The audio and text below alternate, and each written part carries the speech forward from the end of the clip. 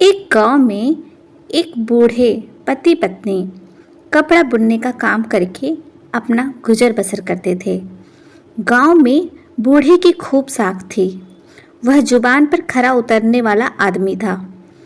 एक दिन बूढ़ा कपड़ा बुन रहा था तो बुढ़िया कपड़ा बुनते बुनते ही उसके पास आकर कहने लगी, मुन्ने के बापू, पता नहीं कितना समय यूं ही बेकार हो जाता है। तब जाकर एक हंडिया छाछ मिलती है। पहले तो उनकी गायों का गोबर उठाती हूँ, फिर उस गोबर को पाथती हूँ, गायों के थानों को बुहारती हूँ। कभी कभी तो पूरे घर के कच्चे हिस्से में झाड़ू भी लगानी पड़ती है। कभी गोबर से उसे लीपना भी पड़ता है। तब जाकर यह थोड़ी सी छाछ मिलती है। जब तक घर आती हूँ तब तक चूल्हे पर धूप चढ़ जाती है और कब खेतों से धान लेकर के आऊं, कब उसे साफ करूं। इस रोज रोज की बेगारी से मैं तो तंग आ गई हूँ। अब छाछ लाए बिना काम भी नहीं चलता। छाछ नहीं लाऊंगी तो रोटी किससे लगाकर खाएंगे। छाछ है तो रबड़ी बना लूं, छाछ में चौलाई डालकर रायता बना लूं। अगर तुम मेरा कहा मानो तो एक भैंस लेकर आओ। भैंस के खर्च जितना तो मैं रोज का घी बेच दूंगी। मैं रोज खेत से घास का गट्ठर भी लाया करूंगी। तुमसे कुछ न कराऊंगी। मुन्ना भी अब बड़ा हो रहा है, वह भी अच्छा खाएगा तो जल्दी जवान हो जाएगा और फिर तुम्हें भी तो घर का दूध मिलेगा। शीशे में मुंह तो देखो, आंखें धस आई हैं। मुझसे तुम्हारा और मुन्ने का यह हालत देखा नहीं जाता। इधर बुढ़िया अपना भाषण देती रही, उधर बूढ़ा हूँ हाँ करता रहा और साथ साथ अपना कपड़ा भी बुनता रहा। हाँ हो कहकर जब बूढ़ा चुप हो गया तो उसकी पत्नी उसका हाथ पकड़कर कहने लगी, तुम ठीक से सोच विचार कर लो और फिर मुझे बताओ। एक बार भैंस लाकर तो देखो, फिर देखना तुम घी दूध के बिना रह ही नहीं पाओगे। बात बूढ़े को भी पसंद आ गई, मगर अब भैंस की रकम कहाँ से लाए। इतना सोचकर बूढ़ा अपनी पत्नी को बोला, अरे पगली, मैंने तेरी बात को आज तक टाला है भला। मैं भी चाहता हूँ कि भैंस लेकर आऊँ, मगर नगद कहाँ से लाएंगे। बुढ़िया फिर चहक कर कहने लगी, मेरा कंगन और हसूली गिरवे रखाओ, आधी रकम तो आ ही जाएगी, फिर आधी रकम उधार ले लेंगे। गांव के लोग तुम्हारा खूब मान सम्मान रखते हैं। अब बूढ़ा भैंस लाने को पूरी तरह से तैयार हो गया और कहने लगा, अगर भैंस लेनी ही है तो भूरी भैंस ही लेंगे। उधर बुढ़िया को भी बहुत जल्दी लगी पड़ी थी। उसके गांव के पड़ोस में ही एक छोटा सा गांव था जहां बुढ़िया का पीहर था।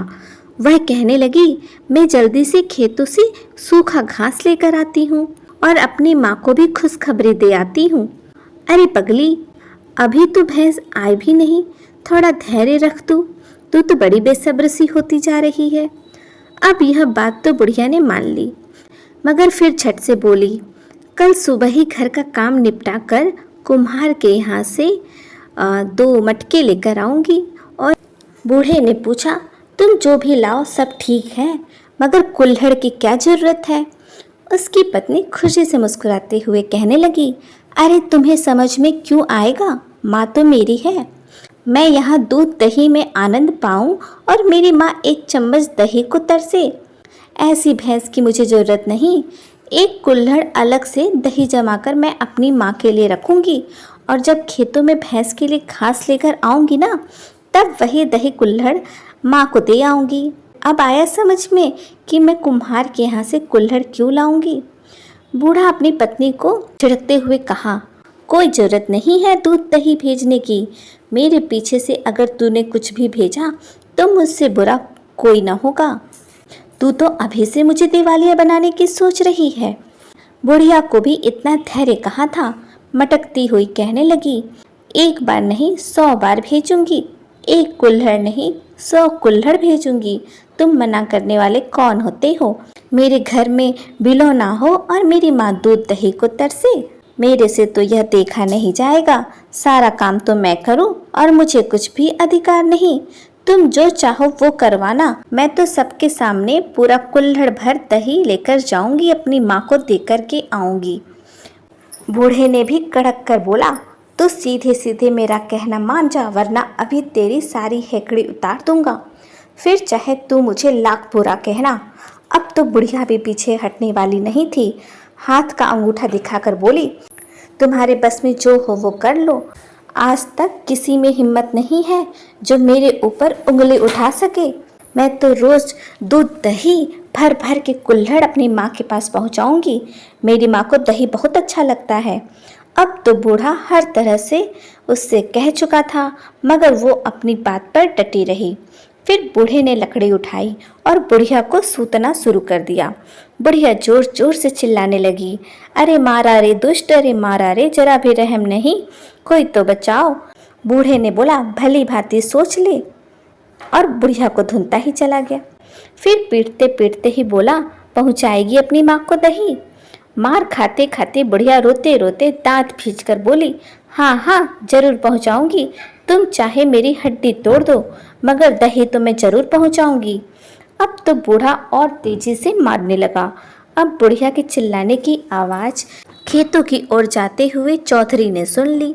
जल्दी से वह बूढ़े के घर के भीतर आया तो उसने देखा कि बूढ़ा तो अपनी घरवाली को रुई की तरह धुन रहा है और वह बेचारे दर्द से चिल्ला रही है।